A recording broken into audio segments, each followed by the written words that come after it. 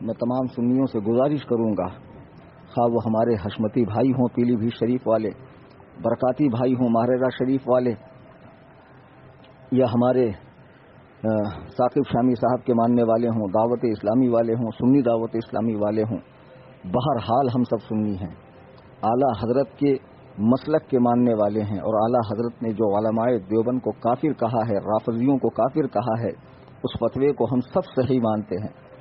تو اس حد تک ہم لوگ اتحاد کر کے ان رافضی کتوں کا رد کریں، اور یاد رکھیں جب بھی آپ اجمیر شریف جائیں وہاں تاج الشریعہ کی ٹوپی پہننے والوں سے جھگڑا کیا جاتا ہے، مصطفیٰ جان رحمت پڑھنے والوں سے جھگڑا کیا جاتا ہے، ان سے شیرنی اور ان سے چادر نہ لینے والوں سے جھگڑا کیا جاتا ہے، اندر جا کر آپ مزار شریف میں تھوڑی دیر کھڑے رہیں، مار کر آپ کو بھگایا جائے گا، نذرانہ نہ دیں آپ کو مارا جائے گا۔ یہ ساری جو ظلم و زیادتی ہو رہی ہے، آپ ٹولی بنا کر اجمیر شریف جائیں، اور جب بھی کوئی مجاور آپ سے لڑیں سب مل کر ان کو پیٹیں، ان کی اوقات ان کو دکھائیں، خبیثوں کو کوئی حیثیت نہیں ان کا کوئی تعلق نہیں ہے سرکار غریب نواز سے۔ سرکار غریب نواز رضی اللہ تعالیٰ عنہ کی تعلیمات اس طرح کی تھی، معاذ اللہ رب العالمین کے صحابی رسول کے بھونکو حضرت امیر معاویہ کو فاسق کہہ رہا ہے، تیری ماں تیرے غم میں ماتم کرے حرام خور سانڈ۔ تجھے پتا ہے حضرت امیر معاویہ کے بارے میں اللہ کے نبی نے دعا فرمائی ہے کہ اللہ معاویہ کو کتاب کا حساب کا علم عطا فرما، معاویہ سے عذاب کو دور فرما لے۔ تو رسول اللہ صلی اللہ علیہ وسلم کی بات کو جھٹلانا چاہتا ہے؟ تیری اوقات کیا ہے، تیری حیثیت کیا ہے؟ ایک پیغام میں تمام سنیوں کو دوں گا۔ بعض لوگ میرے حوالے سے سمجھتے ہیں کہ میں صرف سنیوں کی ٹانگ کھینچتا ہوں، ایسا ہرگز نہیں ہے۔ 2014 میں عبداللہ مدنی سے مناظرے کے بعد میں مشہور ہوا، اور ہمیشہ میں غیر مقلدین کا، دیوبندیوں کا، شیعوں کا، تفضیلیوں کا، بدعات و خرافات کا، اہل قرآن کا، قادیانیوں کا رد کرتا ہوں۔ میری اکثر تقریریں آپ یوٹیوب پر سن لیں، اور 32 عدد کتابیں میری رد غیر مقلدیت پر ہے۔ کبھی کبھی میں جو اپنے بھائیوں کے حوالے سے تقریر کر دیتا ہوں تو اس کی وجہ یہ بنتی ہے کہ پہل ان لوگوں کی طرف سے ہوتی ہے۔ یہ ہمارے بھائی اسٹیج پر آ کر بیان کر دیتے ہیں تو بادل ناخواستہ مجھے جواب دینا پڑتا ہے۔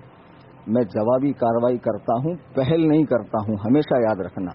میرے جتنے بیانات ہیں وہ عمل نہیں ہے، رد عمل ہے۔ اس کے باوجود میں کہتا ہوں یہ ہمارے بھائی ہیں۔ اس وقت اہل سنت و جماعت میں 2 فتنے اٹھ رہے ہیں۔ ایک ایسی کچھ خانقاہیں ہیں، بڑی بڑی خانقاہیں کہ جو اپنے بزرگوں کے راستے سے ہٹ کر شیعت کا لبادہ اوڑھ رہی ہے۔ اس میں مکن پور شریف والے بھی ہیں، دیوا شریف والے بھی ہیں، اجمیر شریف والے بھی ہیں، اور بھی کچھ خانقاہیں ہیں۔ دوسرا فتنہ اٹھ رہا ہے، سوشل میڈیا کے یوزرز جانتے ہوں گے کہ فیس بک پر ناصر حرام پوری یعنی ناصر رام پوری، ذیشان مصباحی، مقبول احمد سالک مصباحی، نوشاد عالم چرسی چشتی، یہ لوگ علماء دیوبند کے کافر ہونے کے قائل نہیں ہیں۔ یہ پڑے ہوئے ان میں سے مصباحی الجامعۃ الاشرفیہ کے پڑے ہوئے ہیں، حالانکہ الجامعۃ الاشرفیہ نے اپنا موقف صاف کر دیا ہے کہ جو حسام الحرمین کی تائید نہیں کرے گا اس کی مصباحیت ختم ہے، اس کی سند منسوخ ہے۔ یہ لوگ دیوبندیوں کو کافر نہیں مانتے بلکہ اعلیٰ حضرت کے فتاووں پہ ڈبل سے تحقیق کرنے کی بات کرتے ہیں۔ خبیثو، تمہاری کیا حیثیت ہے کہ جس حسام الحرمین پہ علماء حرمین طیبین ہند و پاک کے علماء نے دستخط کی ہو، اجلہ علماء کرام نے، تم اس پر تحقیق کرو گے؟ پہلے اپنے نسب پہ تحقیق کرو کہ تمہارا سلسلہ نسب تو ٹھیک ہے، کہیں سے کسی نے ڈنڈی تو نہیں مار دی ہے جو تم جیسا حرام خور پیدا ہو گیا ہے۔ اور یہ جو 2-4 گرگے ہیں فیس بک پر، اس خیال کے کچھ مدرسے بھی ہندوستان میں، جیسے حیدرآباد کا جامعہ نظامیہ 150 سال سے اس مدرسے نے آج تک دیوبندیوں کو کافر نہیں کہا ہے، اپنے آپ کو سنی کہتا، نیاز و فاتحہ کرتا ہے، لیکن اس کے جلسے میں یوسف قرضاوی جیسا پکا غیر مقلد مصر کا عالم ان کے جلسے میں آتا ہے۔ آج بھی دیوبندیوں کا آنا جانا ہے، اور ان لوگوں نے تو جامعہ نظامیہ سے فتویٰ تک نکال دیا ہے کہ غیر مقلد کی نماز جنازہ جائز ہے۔ دیوبندیوں کا ترجمہ قرآن انہوں نے چھاپا ہے، یہ سارے ثبوت ہمارے پاس ہے۔ اسی طرح خانقاہ مجیبیہ پھلواری شریف بہار میں ایک خانقاہ جس نے اعلیٰ حضرت کی کتاب حسام الحرمین کی تائید تصدیق نہیں کی۔ اسی طرح بدایوں میں ایک تھا خلیل برکاتی بجنوری، اس خبیث نے بھی اعلیٰ حضرت کی حسام الحرمین پر تائید کرنے سے انکار کیا۔ رامپور میں ایک خبیث تھا وجیہ الدین احمد خان، جس کا مدرسہ ہے مدرسۃ العلوم فرقانیہ، یہ ناصر بھی وہیں کا رہنے والا ہے۔ اسی طرح اب ایک فتنہ اٹھا ہے، الہ آباد میں ایک گاؤں ہے سید سراواں، ابو میاں ڈبو میاں، اس منحوس کی شکل دیکھ لو، شکل ہی دیوبندیوں جیسی ہے۔ یہ خبیث ایک رسالہ نکالتا ہے ماہنامہ الاحسان، اس میں ابن تیمیہ جیسے خبیث اعظم کو شیخ الاسلام علامہ ابن تیمیہ لکھا۔ اس کے مدرسے میں باقاعدہ جامعہ عارفیہ میں دیوبندی مولویوں کا، ندوی مولویوں کا آنا جانا ہے، اور معاذ اللہ ثم معاذ اللہ یہ اعلیٰ حضرت کے فتاوے کی تائید نہیں کرتا ہے۔ لوگ کہتے ہیں بہت بڑا صوفی ہے۔ صوفی وہ نہیں ہوتا جو کفر و اسلام کو ایک کرے، صوفی تو وہ ہوتا ہے جو حق کو حق کہے، باطل کو باطل کہے، اسے کہتے ہیں حقیقی صوفی۔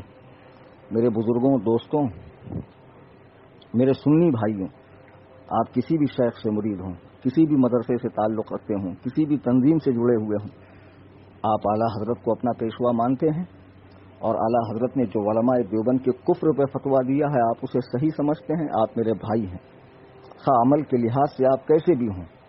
میں فقیر محمد کلیم حنفی رضوی، میرے پیر و مرشد حضور تاج الشریعہ، ان کے جو فتاوے ہیں اس پر میرا عمل ہے۔ ویڈیوگرافی، تصویر کشی، مائک کی نماز، چین کی گھڑی، اس پر عمل کرتے ہوئے جو لوگ اس پر عمل نہیں کرتے ہیں میں انہیں غیر سنی نہیں سمجھتا، معاذ اللہ اسلام سے خارج نہیں سمجھتا۔ بہرحال وہ ہمارے سنی بھائی ہیں، مسائل کا اختلاف اپنی جگہ، لیکن آج تمام سنیوں کو مل کر ان دو فرقوں سے لڑنا ہے۔ اصل صلح کلی جو ہیں یہ جامعہ نظامیہ والے، سید سراواں والے، یہ ناصر مقبول جیسے لوگ، یہ ڈاکٹر پادری کے ماننے والے منہاجی، اور دوسرے درجے میں وہ پیر صاحبان، وہ مجاور صاحبان جو صحابی رسول حضرت امیر معاویہ پہ بھونکتے ہیں، سب متحد ہو جائیے اور ان خبیثوں سے لڑیے۔